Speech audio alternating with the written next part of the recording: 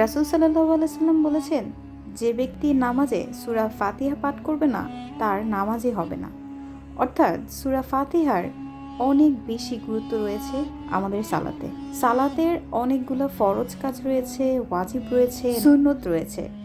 তবে সূরা ফাতিহা পাঠ করা এটি একটি ওয়াজিব কাজ, অর্থাৎ এই কাজটি করতে আমরা বাধ্য।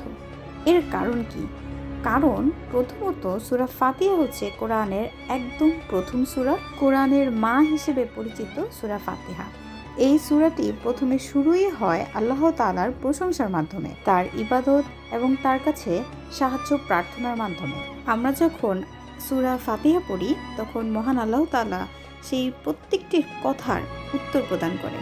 যখন আমরা বলি আলহামদুলিল্লাহি রাব্বিল আলামিন, অর্থাৎ সকল প্রশংসা বিশ্বজগতের মালিক মহান আল্লাহর, তখন মহান আল্লাহ উত্তর দেন, আমার বান্দা আমার ইবাদত করলো। এ সূরার মাধ্যমে সালাতের একদম শুরুতেই আল্লাহর ইবাদত করে, আল্লাহর প্রশংসা করে আমরা আল্লাহর সাথে সংযুক্ততা অনুভব করতে পারি।